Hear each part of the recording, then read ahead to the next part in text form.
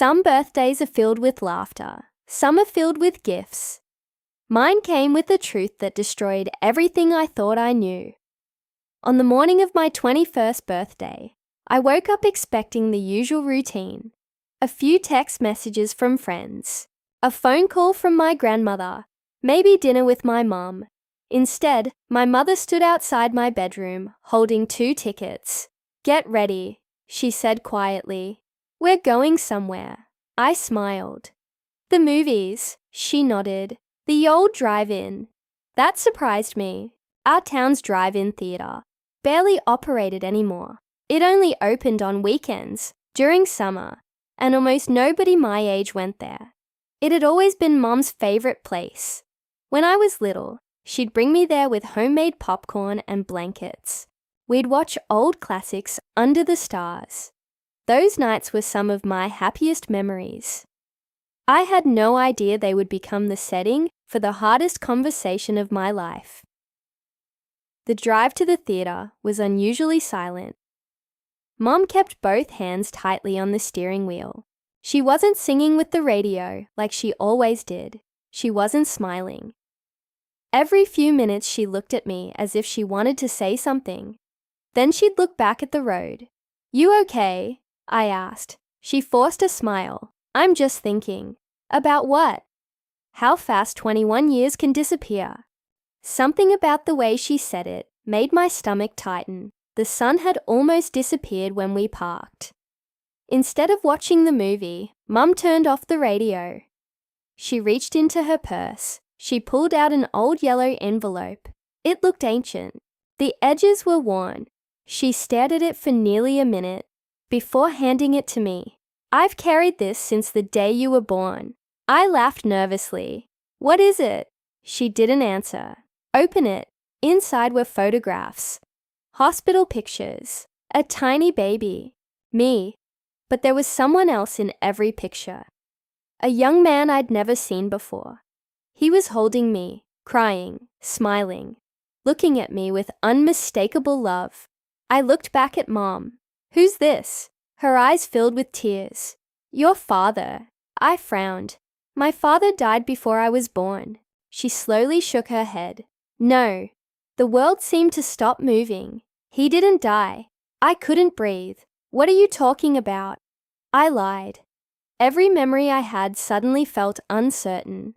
Growing up, Mom had always told me my father was killed in a car accident weeks before I was born. There were no pictures, no relatives, no stories, just silence. I'd accepted it because I trusted her. Now that foundation cracked beneath my feet. "You lied." "For 21 years, she nodded. "Yes." "Why?" Her hands trembled. "Because I believed I was protecting you."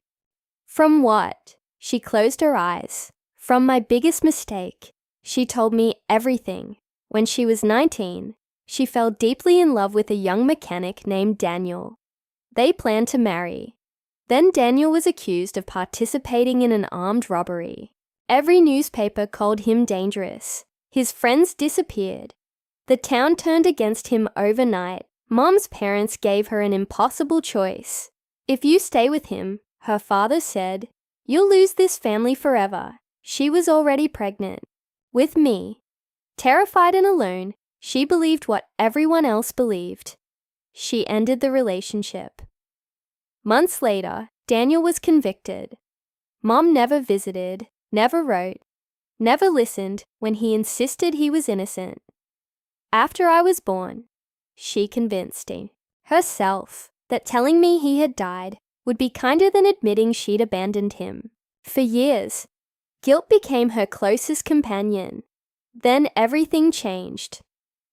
3 months earlier, an investigative journalist reopened the robbery case. New evidence proved Daniel had never committed the crime. The real criminals confessed before one of them died. Daniel was released after spending 21 years in prison. Exactly 21 years. The same number as my age. I stared at Mum in disbelief. "So, he's alive?" She nodded. "Yes. Where is he?" She pointed toward another car parked near the back row. My heart stopped. A man stood beside it. Older, grey hair, weathered face, but the same eyes from the hospital photographs. He wasn't looking at the movie. He was looking at me. I couldn't move. Every emotion crashed together. Confusion, anger, curiosity, fear. Mom whispered, "I've asked him to meet us. You planned this." Yes. You let me believe my father was dead for 21 years. I know. I missed 21 birthdays. She cried harder. I know. I grew up wondering if he ever loved me. He never stopped. I got out of the car. Daniel didn't approach. He waited, respecting my space. When I finally reached him, neither of us spoke. For several seconds, we simply looked at each other. Then he reached into his jacket pocket. "I've carried something." He handed me a small box. Inside were 21 birthday cards, each one unopened, each one addressed to me, every year, without fail. "I wrote one every birthday," he said softly. "I didn't know if you'd ever read them." My hands shook. You remembered every birthday. I remembered every day.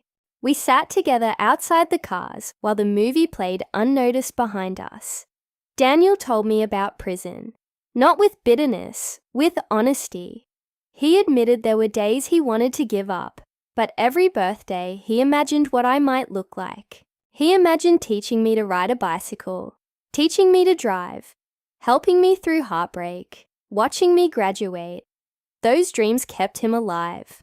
"I lost 21 years," he said, "but I never lost hope." Mom eventually joined us. The silence between them was heavier than words. Finally, she looked at Daniel. "I'm sorry." He looked toward the giant movie screen before answering. "I spent years imagining what I'd say if I ever saw you again." She waited. "But now," he sighed.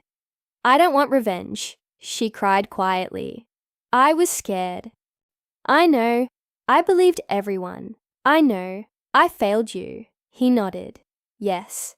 The honesty hurt more than shouting ever could. The weeks that followed weren't magical.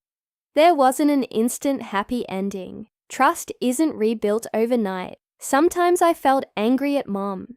Sometimes I felt guilty for being angry. Daniel and I were strangers. Connected by blood, we had to learn each other. We met for coffee, long walks, fishing trips.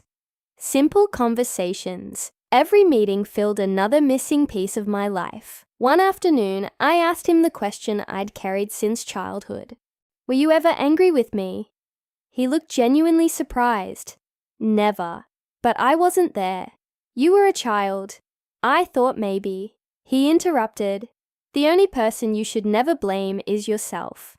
Those words healed something inside me that I hadn't realized was broken. Mom also began healing. She started attending counseling. For years, she'd buried her guilt beneath silence. Now she faced it honestly. One evening, she admitted something. The hardest part wasn't lying. It was waking up every birthday knowing I was stealing another year from both of you. I finally understood. Forgiveness doesn't erase consequences. It simply allows people to stop living inside them. A year later, we returned to the same drive-in. This time, all three of us sat together. The movie hardly mattered. We laughed more than we watched. At one point, Daniel smiled. "You know." "What?" "I finally got to celebrate your birthday." I smiled back. Only 22 years late, we both laughed. Mom joined in. For the first time in my life, it sounded genuine. Life doesn't always give us the family story we expect. Sometimes, the people we love make terrible choices. Sometimes fear destroys years that can never be recovered.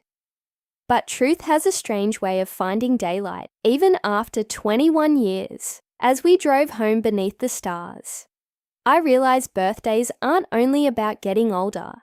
Sometimes, they're about discovering who you've been all along. And sometimes, the greatest gift isn't wrapped in paper.